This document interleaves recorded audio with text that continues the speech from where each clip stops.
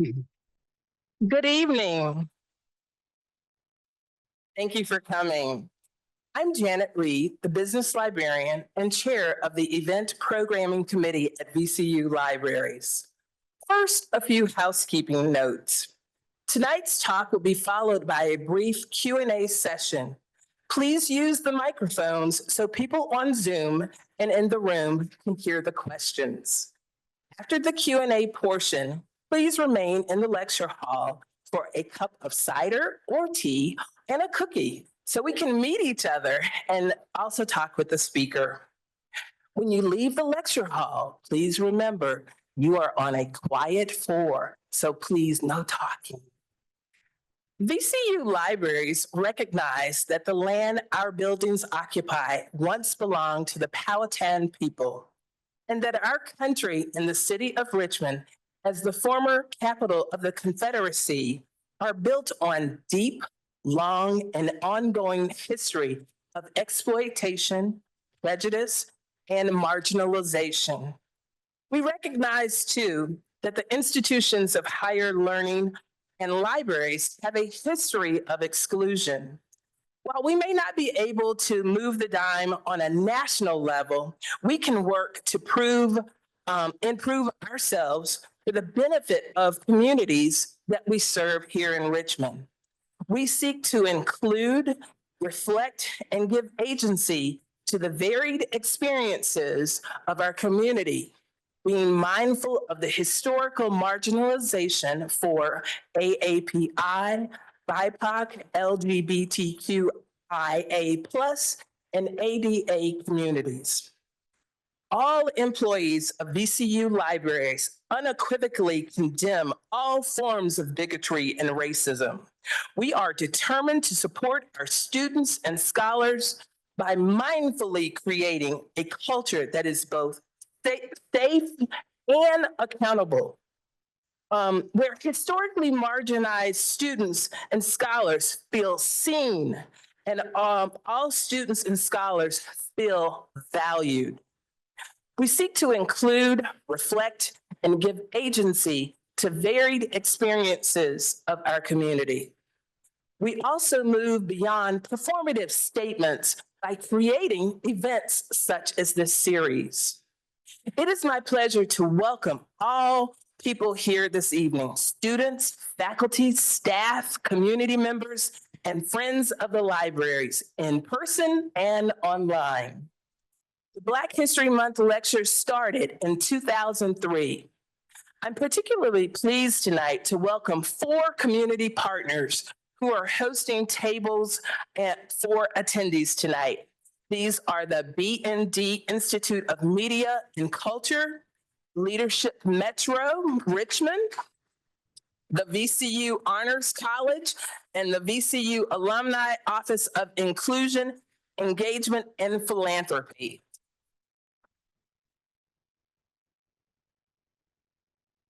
Thank you for supporting this program with your attendance and participation.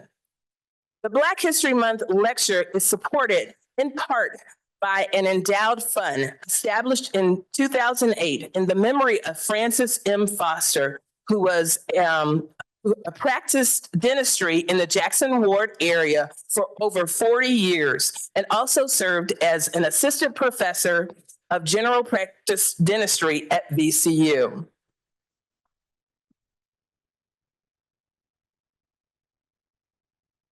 Due to the support of the Francis M. Foster African American History Endowment Fund, we are able to bring speakers who encompass our mission and value of embracing diversity and inclusion, to foster excellence and an open exchange of ideas, and to celebrate the richness of an environment shaped by many voices. This lecture series is also supported by the funds from the Friends of the VCU Libraries, and I invite you to give generously to the Friends and to the Foster Funds in support of such programs such as what we have this evening, because that allows us to make this available to the public for free. Many of the Friends board members are in attendance tonight, so please join me in thanking our supporters.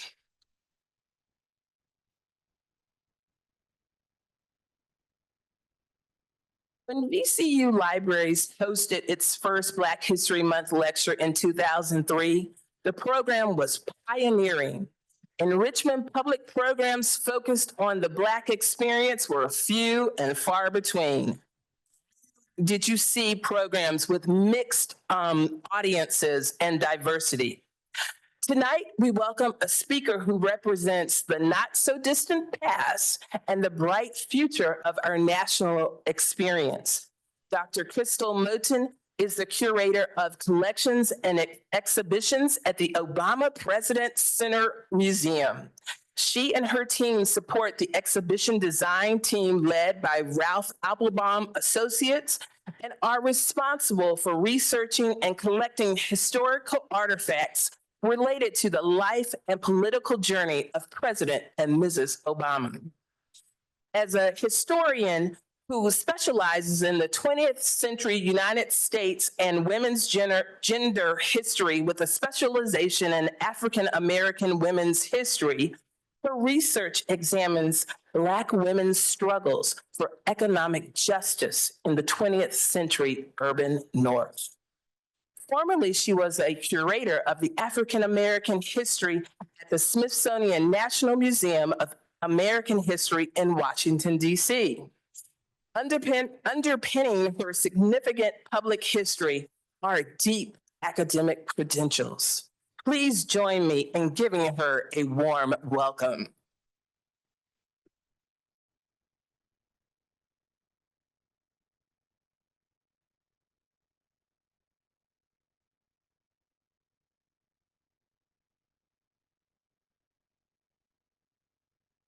Thank you so much. I am so excited to be here. I want to thank everyone who had a hand in bringing me here. From the invitation I received from Sue Robinson Sane, who came to a presentation I gave for the Center for Research Libraries annual conference in Chicago, to Ryan Ponder, who helped plan the logistics, to Antonia Vassar, who has welcomed me on campus. I'm so happy to be here. I'm so happy to be here in February where the weather is so nice. And whoever petitioned the universe on my behalf, thank you. Thank you so much. For your hospitality, your kindness, and your generosity, I am forever grateful. And so I'm really also happy to share with you what is happening at the Obama Presidential Center by focusing specifically on the exhibits and our narrative and interpretive experience. So let's see if I can make this work. Okay. All right, so building a home for change. This has a special meaning for me because I am Black Chicago born and raised. I have great migration roots, generations of Jacksons, Collins, and Motens from the segregated South came to the North for freedom, carrying their freedom dreams and their visions of a better life for themselves and their family. I grew up on the South Side of Chicago, where Black history grew in me from a small seedling in my 6th grade class at Henry, also at Tanner Elementary School. And then this seedling was nurtured at Whitney M. Young Magnet High School 20 years after a young Michelle Robinson walked the same halls. And then second, I went away to college, graduate school, got my first job, my second job, my third job, so many jobs. Continually working, a plug for my book, which you can purchase on Vanderbilt University Press. But I digress. Then I came home. I came home to the South Side, home to the Presidential Center. And now I want to share a little bit with you about this home that we are building. Technology. All right. So the Obama Presidential Center is on the south side of Chicago, where the South Side is historically where the majority of African Americans have lived and settled, in addition to the West Side. When we think about the Great Migration, it's the South Side where people of African American descent land and settle. The Obama Presidential Center sits on 19.5 acres of historic Jackson Park, an area whose inhabitants first included the Council of Three Fires, Ojibwe, Odawa, and Potawatomi. And these peoples still live in and steward the land, heritage, and culture of this area.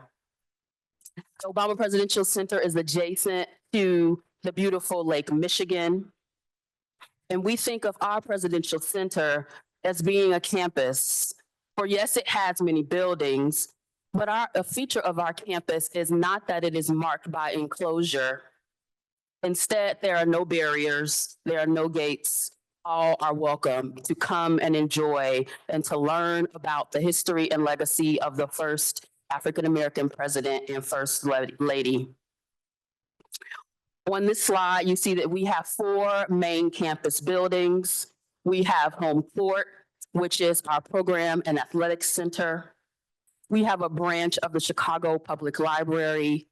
We have a forum building, and we have a museum building. And the museum building is where I want to spend the majority of our time here tonight, thinking about the narratives and the stories that we will tell to uplift, again, the history of the Obama presidency and what made that possible.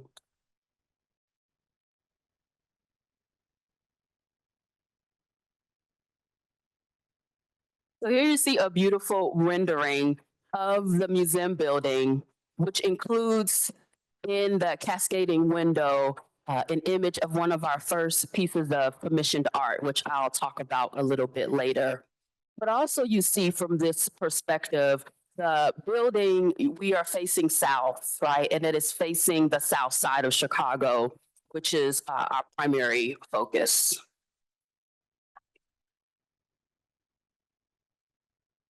We've been making some progress at the Presidential Center. This is the campus 3 months ago. And what you'll notice about the campus right now is that it looks really gray. It looks really gray. But what is going to happen on top of all of that gray is that we are going to begin building out our landscape, which connects our landscape again to the historic natural Jackson Park. This is us 2 weeks ago, right? So we are progressing toward an opening date of grand opening in spring 2026.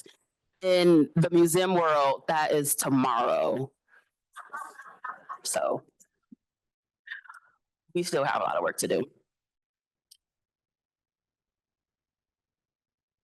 And so when I think about the architecture of the museum building, I think about how President Obama, who considers himself an armchair architect, worked with world-renowned architects Todd Williams and Billy Chin to design this campus, right, that's integrated within the landscape of Jackson Park, a campus that includes the 4 buildings I mentioned, while also taking care, right, to think about the landscape and think about the park in which we inhabit, and not to take away from the park, but to add to it.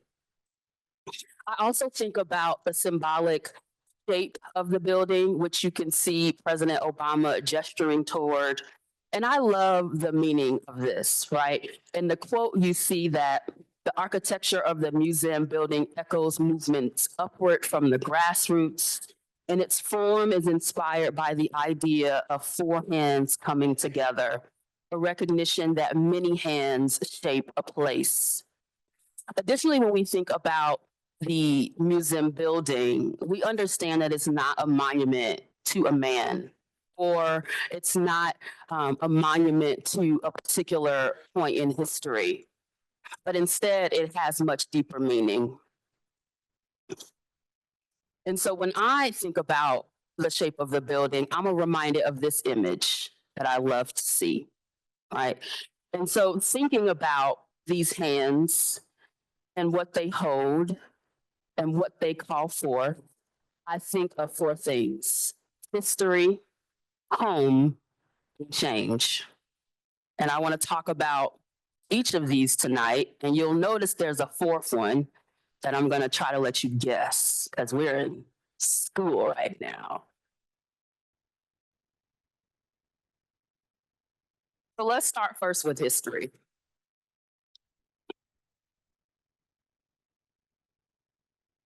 Like some of you here, I have a personal connection to President Obama.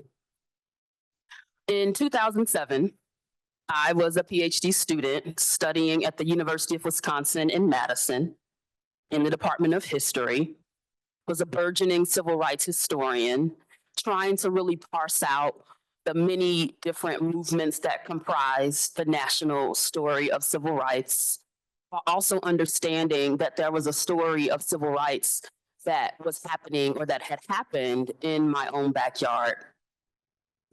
As part of my education, a small group of us graduate students, we decided to rent a minivan and drive from Madison, Wisconsin to Selma, Alabama in March to attend the commemoration of Bloody Sunday. And we did this because, number one, we understood the importance of Selma, and not just Selma for Bloody Sunday, but Selma for the decades long of organizing and activism that foot soldiers engaged in that led up to Bloody Sunday, but that then actually led to the Voting Rights Act of 1965. We knew how important that was. And we also knew and came to learn in 2007 that Senator Barack Obama and Hillary Clinton would also be at the commemoration. And so we made our way there. On the morning of the commemorative event, I had a choice to make. Do I go hear Hillary Clinton at First Baptist Church? Or do I go hear Barack Obama at Brown Chapel AME? You know, though I was from Chicago, I too didn't know that much about Barack Obama because I had finished high school and I left the city. And so I didn't really know too much about him. And so I thought, who do I choose? Which one do I go to? I also grew up Methodist, and so that factored into my decision. And so I went to Brown Chapel. But the crowd was so large that I never made it inside of Brown Chapel. And I wasn't upset because Brown Chapel had planned in advance. They put these big speakers out. And so I got so close to the front of the entrance, and I just stood there and listened. And I heard when President Obama said these words on your screen. So don't tell me I don't have a claim on Selma, Alabama. Don't tell me I'm not coming home when I come to Selma, Alabama. I'm here because somebody marched for our freedom. I'm here because you all sacrificed for me. I stand on the shoulders of giants. President Obama is making his claim to African American history, to civil rights history, the struggle. And so I heard him say that, and the mass meeting ended. And because I was standing in front, all of the dignitaries came right out toward me. So I was like, oh, okay. And so as they were coming out, and this is in the era of point and shoot cameras. So I had my camera, had a decision to make. Do I take a photo or do I shake his hand? I shook his hand. So,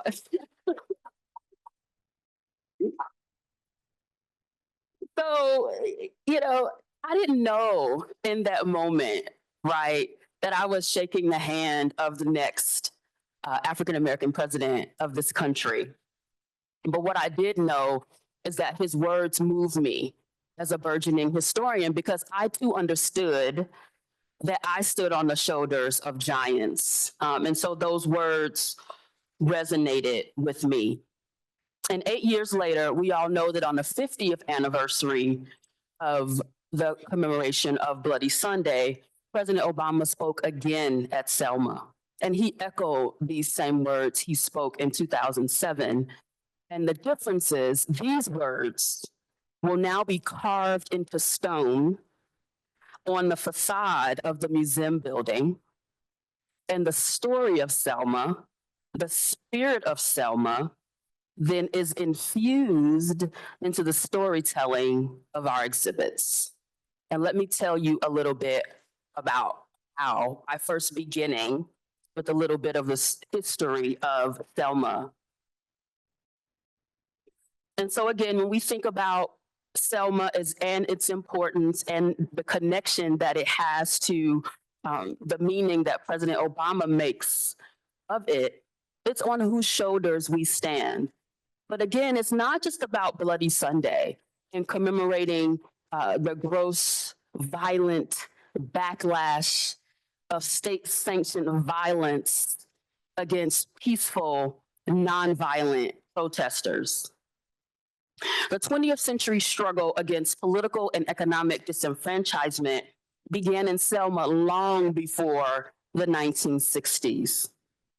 And it began with a man named Charles J. Adams, who was the Selma representative for the National Association for the Advancement of Colored People.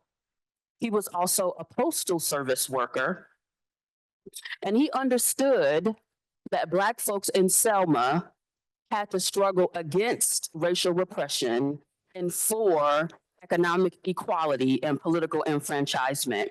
So not only did he serve as a representative of the NAACP, he also understood that voting, right, could be a primary vehicle for political and economic justice. And so he founded the Dallas County Voters League. With the Dallas County Voters League under the leadership of Charles Adams, it engaged in organizing and activating and trying to get Black folks in Selma and in Dallas County writ large registered to vote. But of course, that did not come without replies. And so eventually, Charles Adams, because of his actions, he had to leave Selma. And he left Selma and migrated north to Detroit, Michigan. But when he left, that did not mean the Dallas County Voters League fell apart. Instead, the work of the Dallas County Voters League was taken up by the woman who you see in the first column to the left and her husband, Amelia Boynton Robinson. And so the Robinsons had, during the Great Depression, owned their own business. And because they owned their own business, they were able to allow the Dallas County Voters League to meet in their offices and to continue their work in organizing, even during this really financially and economically devastating time. And so the Dallas County Voters League kept meeting in their offices, and the Boynton family, along with their leaders in Selma, continued to try to register Black voters. But they kept experiencing some of the same responses of other Black folks who lived in segregated South, having to take literacy tests, having to count gumballs in a jar, count the number of bubbles on a bar of soap, right? Or worse, putting and trying to register, but being told they were disqualified for reasons that were entirely made up, right? And so although the Dallas County Voters League was trying to increase the number of voters on the county rolls, it was not working. And so eventually, as the national civil rights movement is gaining more steam, creating more organizations like the Student Nonviolent Coordinating Committee, Southern Christian Leadership Conference Council, Amelia Boynton Robinson understands that perhaps she should invite some of these national organizations to Selma. And so that's what she does. And I really want to reiterate, right, that there's an entire movement happening before SNCC and SCLC comes into Selma. And it's these local organizers who are doing this work, but they realize, right, that more could happen when there's more collaborative organizing going on. And so they invite these two organizations to come in, and they come in, and what we understand is that they have different MOs for operating. Like SNCC is really into organizing, grassroots organizing, getting to know people, understanding what the issues are on the ground, mobilizing, a la Ella Baker, right? But SCLC is really thinking about the ways in which mass demonstrations, right, could force a political hand. And so Robinson saw the value in both of these strategies, organizing mass action to force a political, federal, perhaps, hand. And she invited both of these organizations in. And of course, there was conflict, right? Because they had different ways of acting, being, and doing. But in the end, we see that despite there being several marches planned and then called off, and then Bloody Sunday, we see through the movement activism and organizing that there is pressure that is placed on the president, right, to draft a voting rights bill and to get that and pressure that into Congress. But it doesn't happen, right, without a lot of violence and terror and people being brutalized, right, for wanting to have a basic political right to fulfill their civic duties. And so it's really important to understand that when we call upon the history of Selma, right, we're not calling upon one day, March 7th. We're calling upon a tradition of organizing and activism, a tradition that understands the importance of local people to change their own lives, a tradition that is strategic, that understands when more help is needed and who and how to call in that help, and a tradition that understands it's not going to happen overnight, right? Amelia Boynton Robinson and her family were struggling for decades, right? And even when she calls in SNCC and SCLC, they come in 1962. And when is the Voting Rights Act passed? 65, right? And so it's not overnight, right? And what we also know is that the struggle continues on, right? And so, you know, the Voting Rights Act was passed, but now what has to happen? People actually have to get registered and vote, and political education needs to happen, right? So that literally is a first step that needs to happen. And so Selma for us at the Obama Presidential Center told so many important lessons. And that's why it is emblazoned on our museum building. And that's why when we think about civic engagement and activism, history, on whose shoulders we stand, that's an important element of the narrative strategy of the Obama Presidential Center. President Obama doesn't rise to the position he rises to on his own accord. And we know that and we understand that. And it's super important that that message gets shared.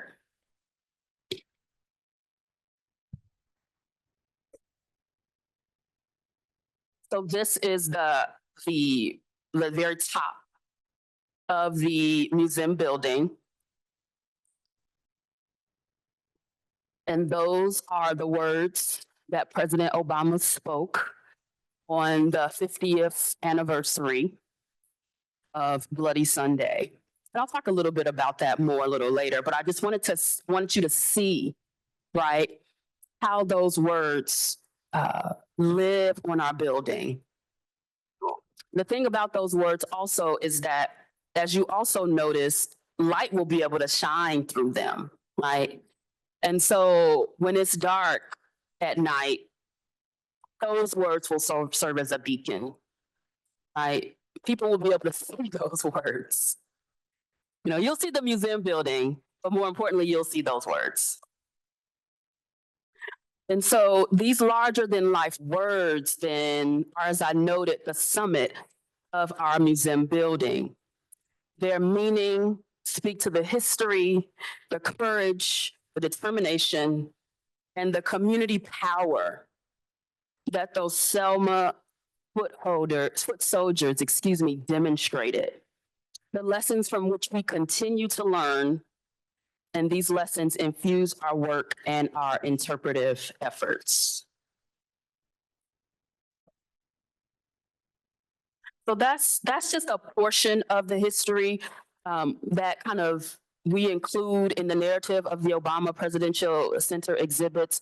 What I will note is that our exhibits span 4 floors, and they have interactive media, including linear film, as well as interactive opportunities where people can think about and reflect on themselves, their lives, and how they want to engage in change.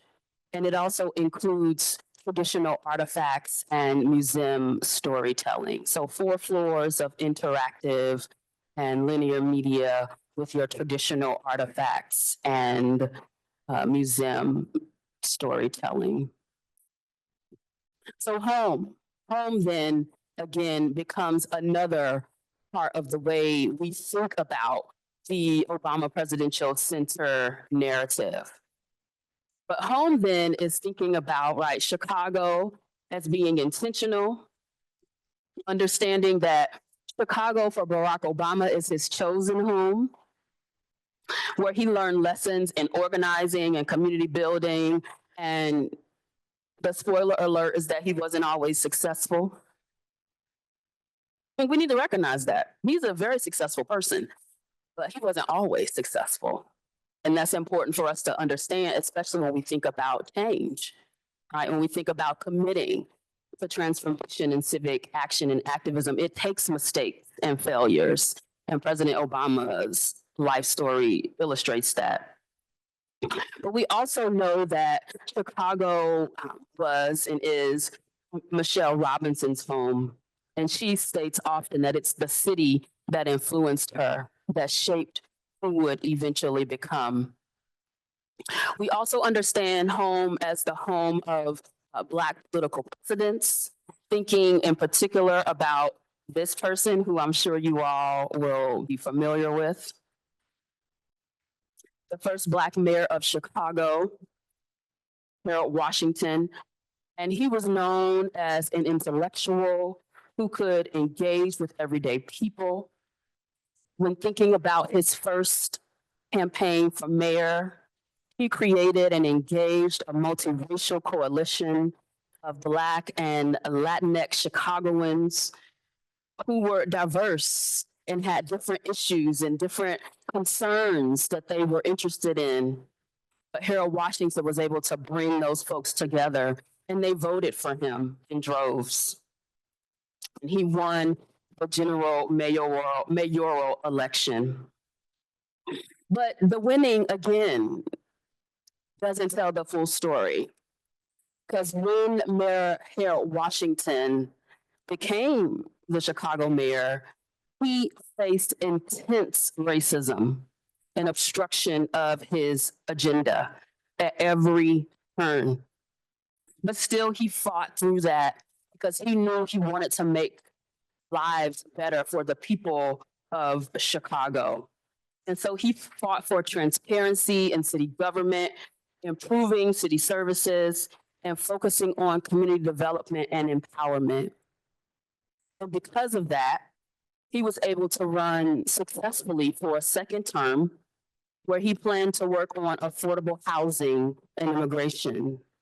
But as we all know, his life was tragically cut short when he passed away from a massive heart attack, and the entire city mourned his death. And so we never got to see, right, what a full term, second term, third term perhaps of Mayor Harold Washington's work would look like. Again, the history of Mayor Washington at home in Chicago offered so many political lessons for President Obama, who was able to be in the same room as Harold Washington when he first lived in Chicago. So history, home, political precedents, Mayor Harold Washington is one of those. And it's he is a part of, again, our exhibit narrative and storytelling, because you can't tell the story of Barack Obama without thinking about and knowing about Harold Washington. And so we explore the life and the legacy and importance of this first Black mayor.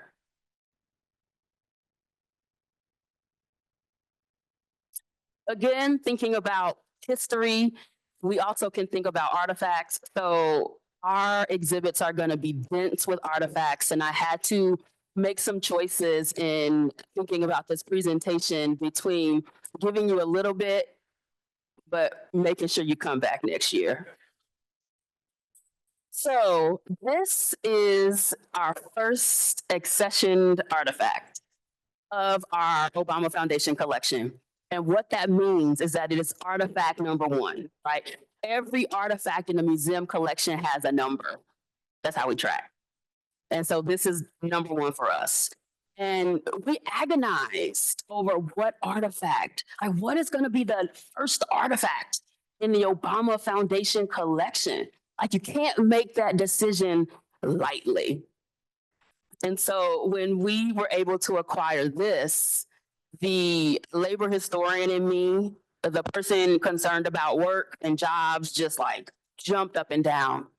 Because within this newspaper is the advertisement that President Obama saw that prompted him to apply for the position of organizer in Chicago. And so this is literally what brought him to Chicago. He had started his secondary education 2 years at Occidental College, and then he finished at Columbia in New York. And as he tells it, you know, he kind of was floundering a little bit, didn't know what he wanted to do, trying to figure out, you know, what's his purpose in life? What's that going to be? And so in doing that, he was exploring, right, his options, but he knew he had a heart for community and service. And that was partially because, again, he grew up, came of age between the 1960s and the 1980s. This tremendous era of social action and activism where so many national and global, right, movements were happening, right, that was trying to create a better world for people. And so he knew that part of his purpose was understanding his role in that. And so he saw this position of organizer. And I love this newspaper ad, and I'm going to do what no speaker likes to do and look back here. Because what I want to do is have you focus your attention on the duties and the requirements, right? So duties, work with 2 other organizers, serve as a consultant to local parishes, recruit and train lay leaders in listening skills, research, strategic planning, public action skills, and with local clergy and theological reflection. Requirements. Experienced church-based organizer or person accomplished in leadership and church development. And here, you know, the qualifications: highly disciplined, confident, mature, reflective, able to think and act strategically. Like, I wonder what his cover letter looked like. What were the examples? What was the evidence he used? I just want to see that. But then salary, $20K to start, right? You can negotiate. And then you get an automobile allowance. And we all know the funny joke that Mrs. now Obama makes when she and President Obama were dating in that little beat up car that he had. So maybe he didn't use his car allowance. she certainly was like, what's going on with that guy? So this was the job ad, right? That he saw that brought him to Chicago. And in Chicago, he worked for a community organization that would eventually he would help to get it incorporated called Developing Communities. And Developing Communities was a neighborhood organization out of Roseland, which is on the far south side of Chicago. And what many have researched and understood to be a very kind of environmentally hazardous place for people to live because of the detrimental effects of all of the factories and manufacturing industries where actually Black people worked, but that then environmentally affected the neighborhood. And so when President Obama went to work for Developing Communities, he was really helping to help the community respond to deindustrialization and the loss of all of these factory jobs. But what he eventually began to work on with community members were a myriad of other issues and concerns that they had related to environmental justice, related to education and retraining, related to youth development and leadership, related to women programs for women and girls, right? And he supported the community members in their own work. And he'll note that it wasn't easy work, right? It wasn't easy work, but it's where he got his first kind of taste of what organizing and community development meant and could look like. So after he works for Developing Communities, he gets his law degree.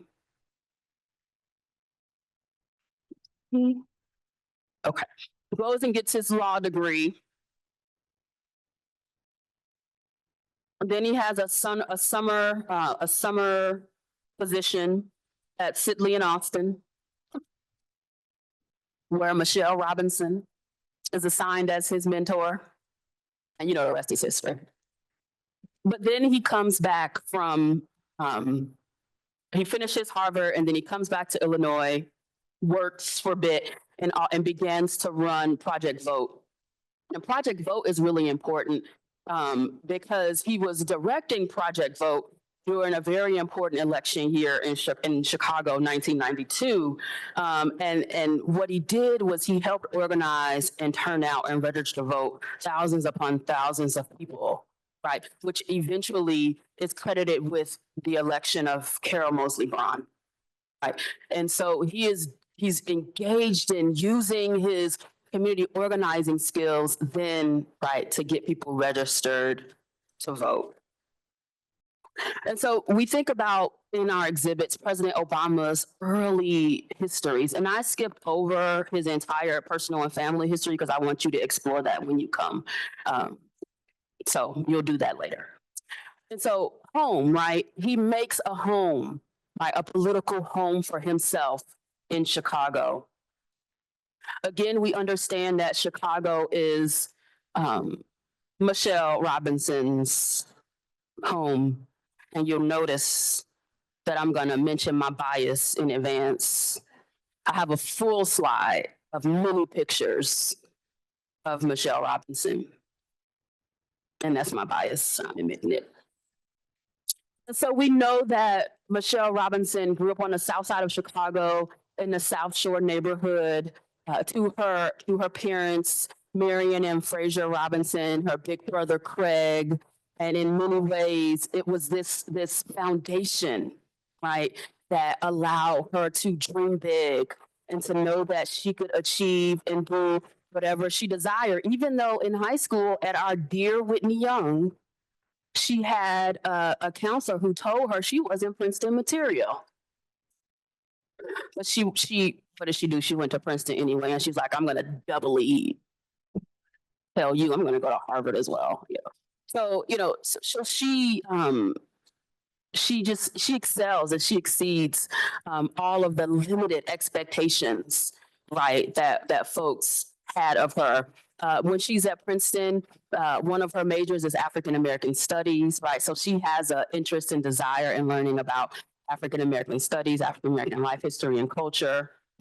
And then when she's at Harvard, law school. She is a part of the Black Law Students Association, and she writes an article on the experiences of minority law professors at the school.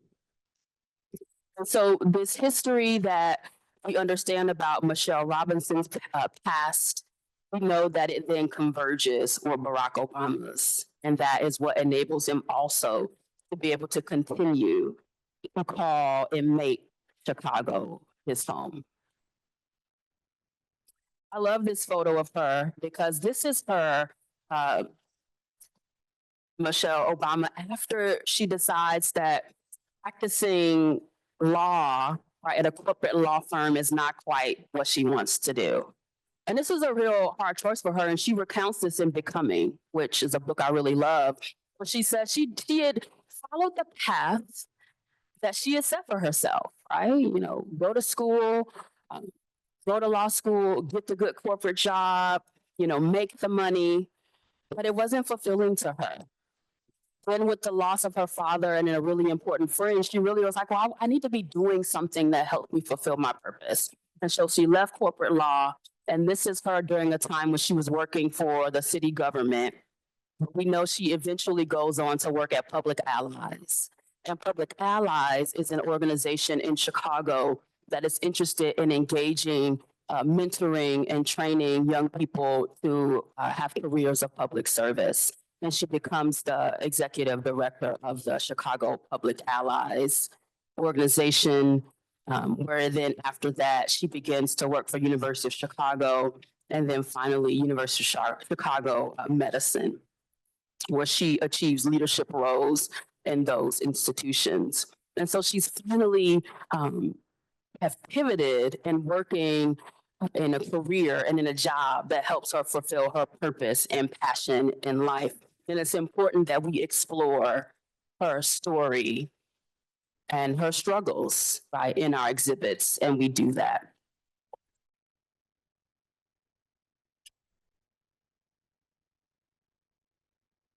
So then we get to change.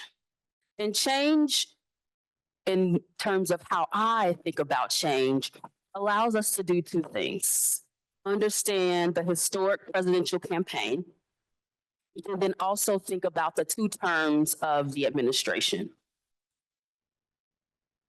So change as it relates to, go back, the presidential campaign. Again, understanding how history and method and strategy is enacted through the grassroots nature of this historic presidential campaign. And what we understand is that in thinking about and galvanizing the vast number of voters who would turn out for President Obama, we knew and we know there was on the ground organizing that happened, right? In Iowa, in South Carolina, in New Hampshire, in Michigan, in Wisconsin, right? That there were on the ground folks who were registering people to vote, introducing people to Barack Obama, right?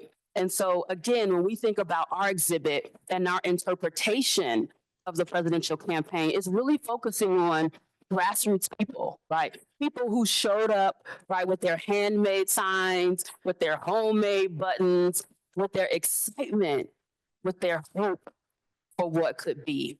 And so these are some of the both artifacts that will be on display and also material that we have collected that will tell the story of the historic presidential campaign. And so prior to my arriving at the Obama Foundation, the curatorial and collections team went on a nationwide community collecting tour where they set up shop in local communities across the country and just ask people, bring in whatever Obama ephemera that you still have. People showed up. We are still processing material that we got from those moments, and those moments were pre-COVID.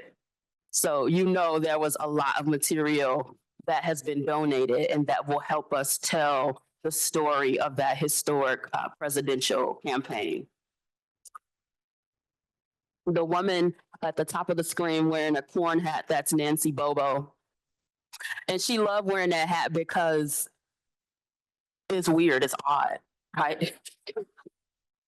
Makes people like, what's going on there? And then you know what? She can tell people what's going on there. I'm voting for Obama and you should too. And so she wore that corn hat so that people could ask her, and she could explain to them why she was so passionate and supportive of President Obama. And there are thousands of people like that across this country. And what we do hope also is that, while we have this huge backlog that we're still working with and through, we hope that when we open, people will say, oh, I have something like that, or you don't have anything like what I have, and I want to bring it to you. And we're like, yes, bring it to us. So we're hoping that when we open, people will be even more inspired to want to share, right, how they contributed to this historic presidential campaign. The way we think about then the 2 terms of the Obama administration is not, 8 years of boring chronology. No one wants that. No one asked for that. We think about it thematically, and we think about the issues, right, that bubbled up to the surface during the campaign, during the administration, and then also the issues that everyday Americans wrote in to President Obama to ask him to do something about, right? And so, of course, he entered his presidency in the midst of an economic crisis. He had to immediately address that. Entered his presidency and was a president that was 2 terms, a military war president. We were at war the entire time President Obama was president. And so then he is donning the role literally of commander-in-chief. We understand that so many people could not access affordable, quality health care, and that people's lives were being cut short because of the exorbitant cost, right, that they were being charged. Or they were going into lifelong debt to get medicine or access to surgery or care, right, that would improve their quality of life. We know that educationally, young people were not having access to the best and the most quality education. Education was and it continues to be woefully under and unfunded. Yet and still, because the Obamas know education can open doors, they really work to help promote higher education, secondary education, but not just college, right? Just being able to increase your education even after high school. We know immigration, right? The struggle that young people had whose parents may have entered this country illegally and brought their young children with them, and the struggle that became for those young people. And we know the challenges that activists were pressing President Obama to respond to.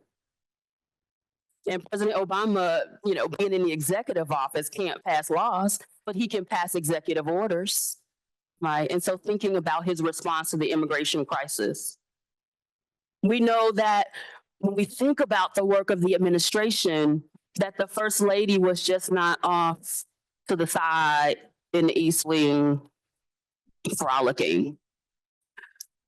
She was concerned about education as well. And so she worked on Reach Higher.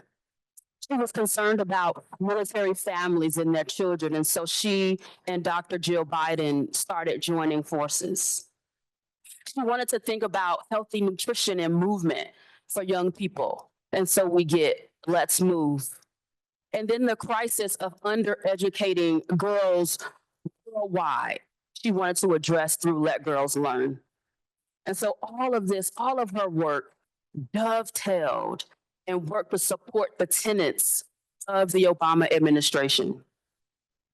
And so when we think about and when we interpret these years, it's not a laundry list of accomplishments. No, because it was hard work. And sometimes there was not success. And sometimes there was obstruction and backlash.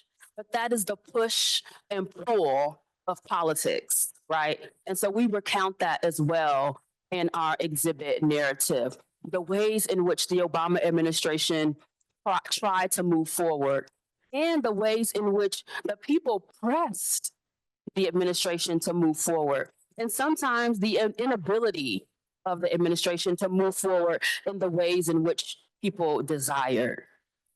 That's all important in understanding and interpreting the Obama administration. What we also know, and what I know as a historian, that it's actually really too early to come to any conclusions, right, about the legacy and impact of 2009 to 2017. We need more time, more space, more understanding to see how the past will continually play out, right? And so I like to think of our exhibits as really, a first pass at understanding, trying to make sense of what happened. Also recognizing, again, the historicity of, the first Black president and all of that celebration and triumph, all of the work that still needs to be done, right? And President Obama will say that, no one person can do anything. No one term, right, is going to solve all of the problems of this country.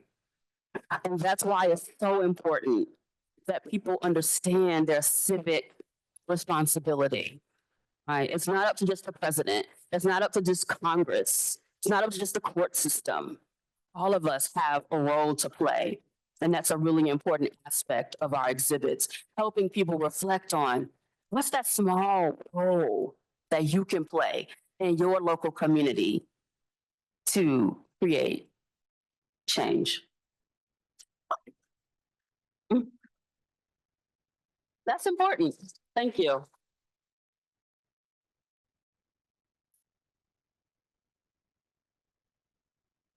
And so one way we continue to focus on change at the Presidential Center, understanding that we have a very finite chronology that we're dealing with, 2009 to 2017 in our exhibits around the two terms.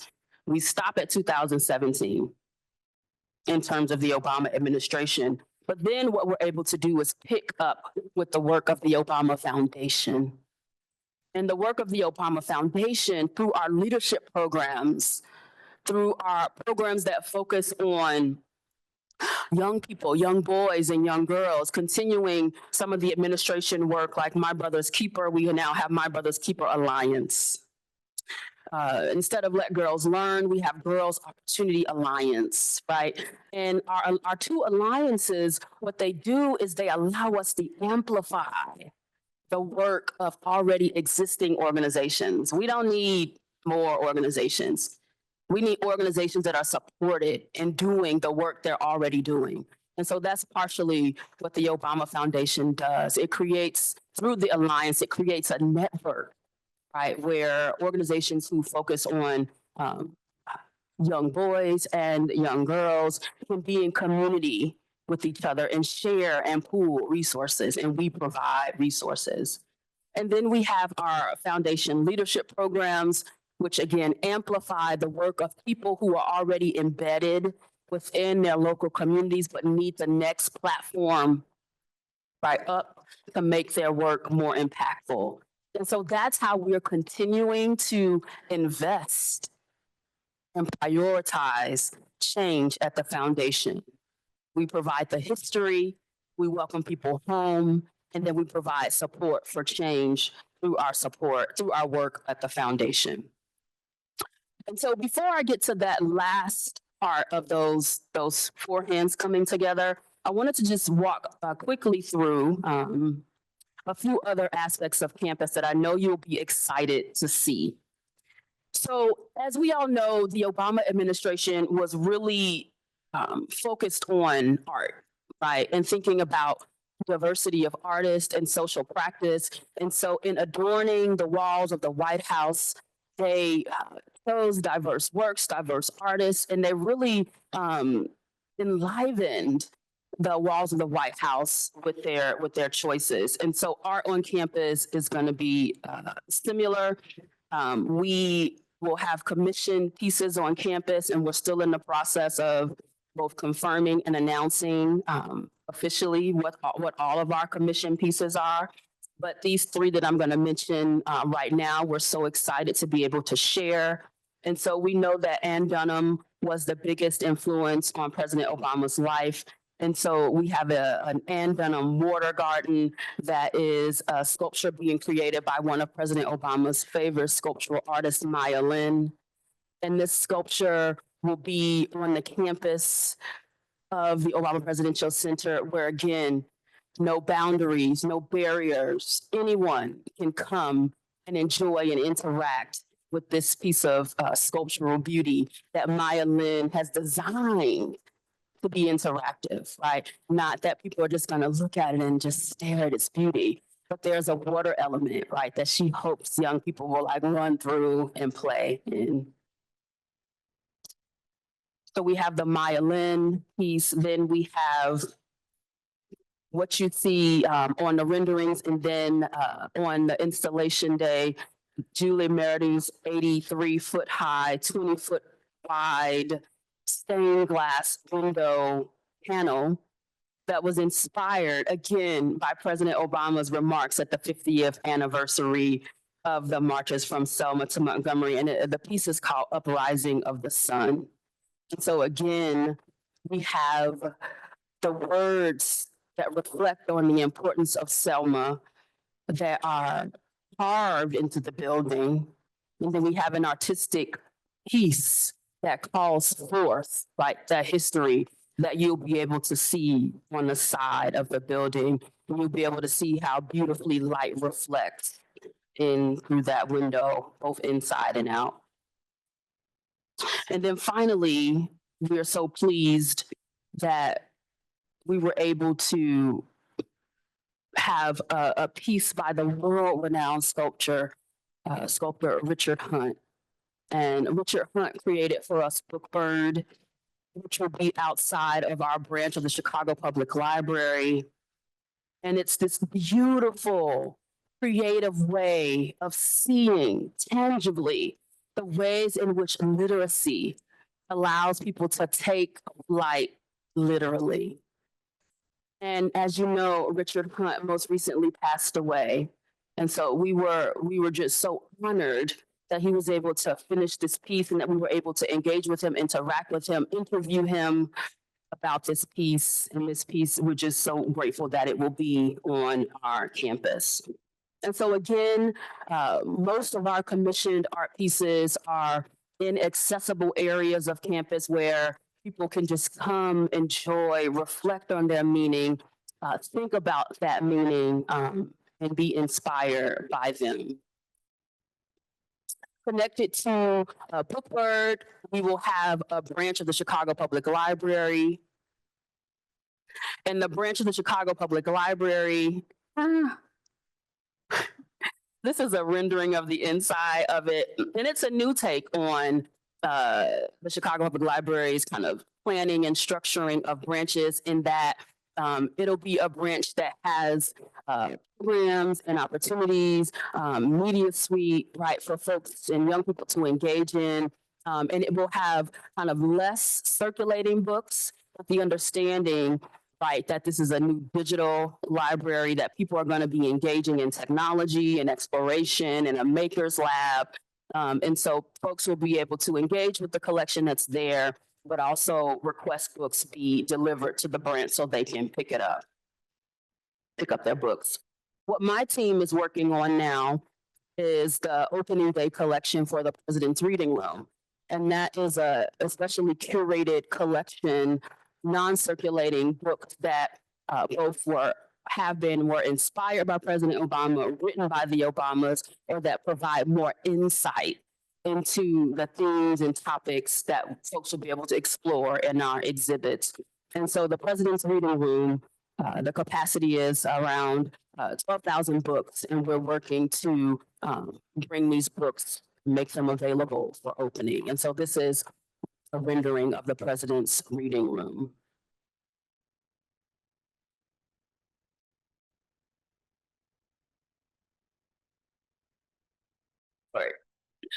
Home court is our facility that is on the very south end of campus, and it is our program and athletics center where we'll have a full size regulation basketball court, as we know President Obama balls so hard. He loves basketball, more importantly, the Obama sees sport, right, as a way to bring people together, right? And so home court for us is not only about, physical activity, but it's a way, again, to bring people together. And we're so happy that we'll have the amenities of home court while also not duplicating nearby amenities of the YMCA, which is across the street. So really thinking about how we can add, right, to our neighborhood and not detract. And so home court we're excited about that. So that's just a rendering of our basketball court, inclusively designed. What I didn't show a photo of, maybe I did. Oh, I did. So this is our great lawn where, again, we'll be able to invite our communities to come enjoy movies on the Great Lawn, to sled down the Great Lawn if it'll ever snow in winter again in Chicago. And to just enjoy, right, the beauty of Jackson Park on our Great Lawn. We'll also have a working fruit and vegetable garden that, again, members of the neighboring communities will just come and be able to pick from. Our vegetable garden, some of the produce will go into our restaurant and cafe, but it won't produce enough to make those self-sustaining. And so we're going to be able to share it with our communities. So these are just some of the spaces that are also on campus, again, that are free and open to the public, right? That we hope that people would just come and enjoy on campus. So history, home, change.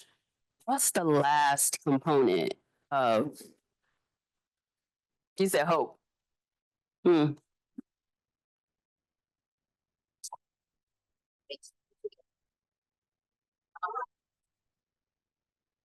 Oh, us, exactly.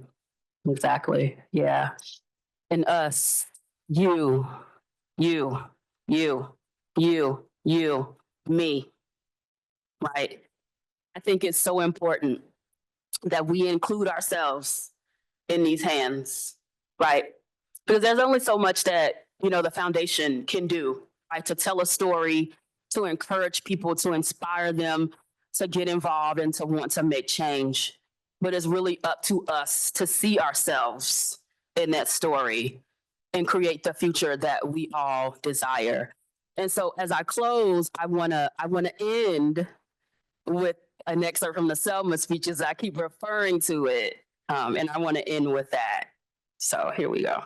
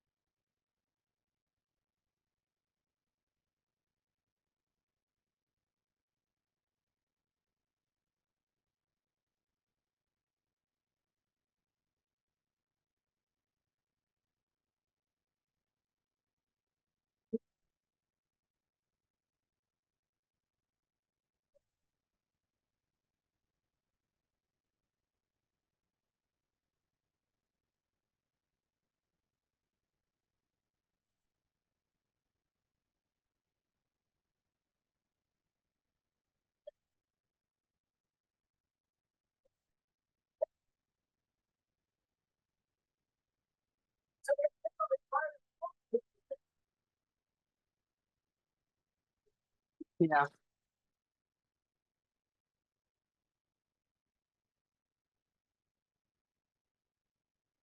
And so how do we understand democracy at the Obama Presidential Center? We are America. Yes, we can. Yes, we will. Thank you.